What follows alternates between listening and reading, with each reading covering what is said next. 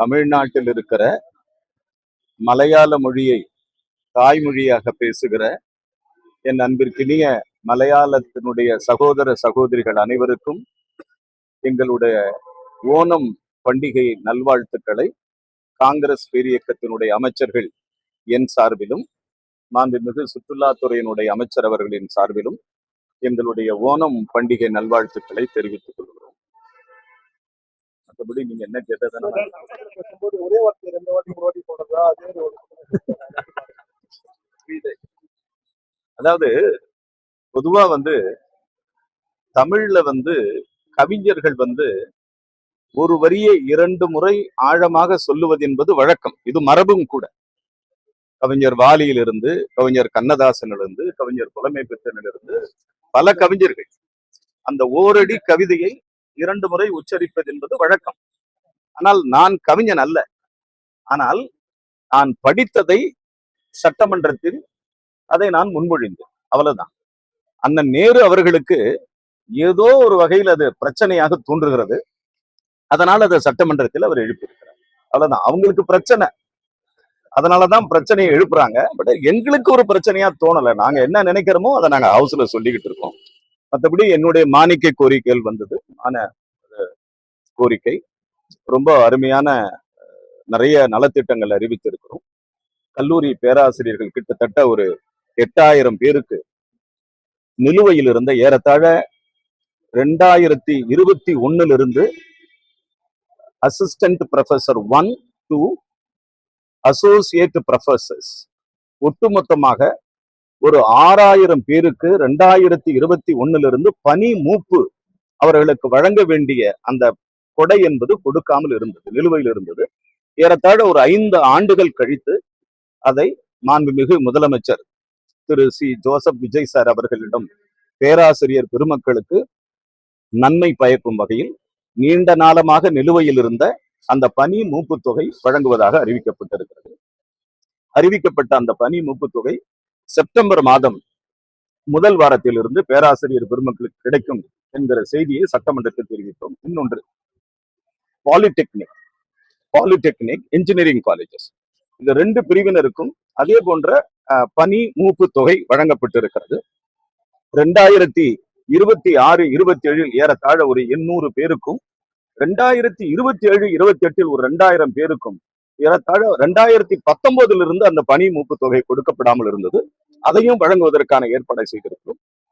இதன் ஒட்டுமொத்தமாக மாதம் ஒன்றுக்கு ஏறத்தாழ ஒரு 19 கோடி ரூபாய் மாநில அரசு இதுக்கு செலவிட வேண்டியது உள்ளது.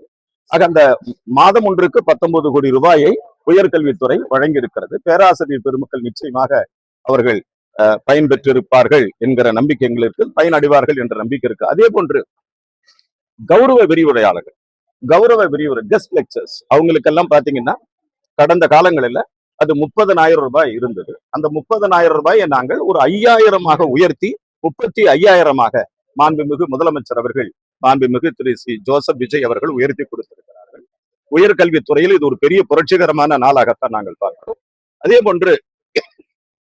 போன்று பேராசிரியர் பெருமக்கள் ஏறத்தாழ ஒரு 125 பேராசிரியர்கள், அதாவது பிரின்சிபல்ஸ் அப்பாயின்மெண்ட் நாங்கள் ஒரு அனா பைசா லஞ்சம், லாவண்யம், ஊழல் எதுவுமே இல்லாத ஒரு 125 பிரின்சிபல்ஸ், வரலாற்றுல முக்கியமானது இது, டிரான்ஸ்பரண்ட் அப்பாயின்மெண்ட் செய்ய போறோம்.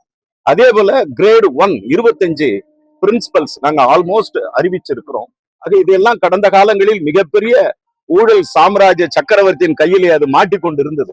ஆனால் அந்த ஊழல் சாம்ராஜ்யின் சக்கரவர்த்தி கைகளிலிருந்து விலங்குகள் உடைக்கப்பட்டு முதல்வர் திரு சி ஜோசப் விஜய் அவர்கள் தலைமையில் காங்கிரஸ் கட்சியினுடைய அமைச்சர்கள் நாங்கள் நேர்மையான முறையில், மிக நேர்மையான முறையில், நேர்த்தியான முறையில், டிரான்ஸ்பரண்ட் அரசாங்கத்தில் நாங்கள் இதையெல்லாம் வழங்கியிருக்கிறோம். அதுபோல பல்வேறு விதமான அறிவிப்புகளை அறிவித்திருக்கிறது. அநேகமாக விரைவில் உயர்கல்வித்துறையின் சார்பாக பத்திரிகையாளர் சந்திக்கிறேன்.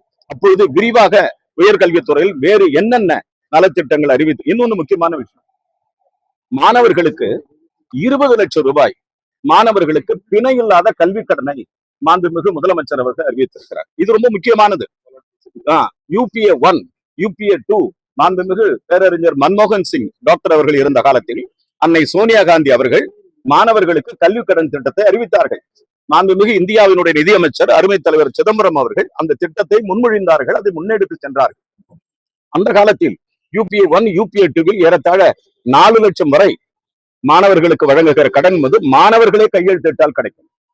அந்த 4 லட்சத்திலிருந்து 7.5 லட்சம் ரூபாய் வரை பெற்றோர்கள் அந்த மாணவனோ மாணவியோ அவர்களுடைய தந்தையோ தாயாரோ கையெழுத்து போட்டால் கொடுக்கலாம் என்ற நிலைதான் இருந்தது. ஆனால் மாண்புமிகு முதலமைச்சர், தமிழக முதலமைச்சர் அவர்கள் மாணவர்களுக்கு ஒரு புரட்சிகரமான திட்டத்தை அறிவித்திருக்கிறார்கள்.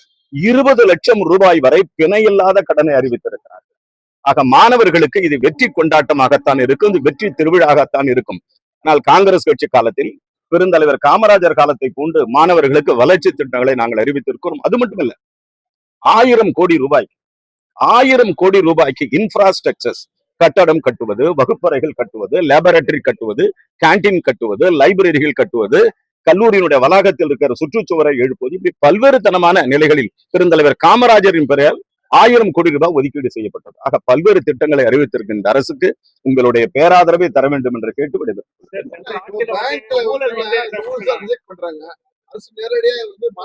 இல்ல, நாங்க தமிழக அரசு அத ஷெட்யூல்டு வங்கியோட ஒரு ஒப்பந்தம் செய்யப்பட்டிருக்கிறது. ஒரு ஒப்பந்தம் தமிழக அரசும் ஷெட்யூல்டு வங்கியும் ஒப்பந்தம் செய்யப்பட்டது, ஒரு இறுதி செய்யப்பட்டிருக்கிறது. அந்த மாணவர்களுக்கு கல்வி கடன் தாராளமாக வழங்க வேண்டும் என்ற நிலையை உயர்கல்வித்துறையையும் வங்கியினுடைய அதிகாரிகளும் சேர்ந்து ஒரு ஒப்பந்தத்தை செய்திருக்கும். அதனால மாணவர்களுக்கு டெஃபினட்டா கிடைக்கும். நீங்க ஒண்ணு பண்ணலாம், ஐ வில் அஷ்யூர் யூ, உங்க மூலமா நான் அறிவிக்கிறேன், தமிழ்நாட்டில் இருக்கிற உயர்கல்வி படிக்கிற மாணவர்களுக்கு கல்வி கடன் கண்டிப்பாக கிடைக்க வேண்டும். அது கிடைப்பதற்கு அமைச்சகம் முழுமூச்சாக முயற்சிகளை எடுக்கும் என்பதை உங்கள் வாயிலாக தெரிவித்துள்ளேன்.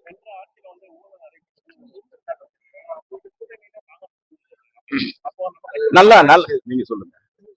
அதாவதுங்க, திமுக ஆட்சி நடந்தது, நாங்க கூட்டணியில கிடையாது, சரியா? இப்போ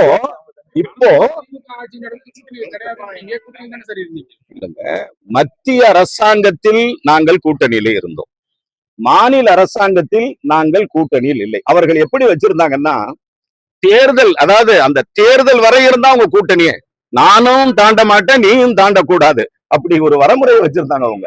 ஆனா இப்போ எங்க அரசு வந்து முழுமையான அரசு. இந்த அரசு வந்து காங்கிரஸ் கட்சிக்கு மிகப்பெரிய அங்கீகாரத்தை கொடுத்திருக்கிறது.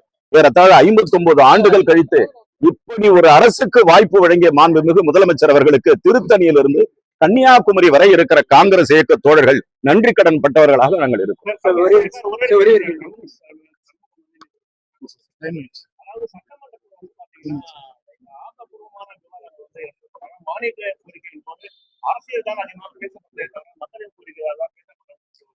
சரி, இது கடைசி கேள்வி.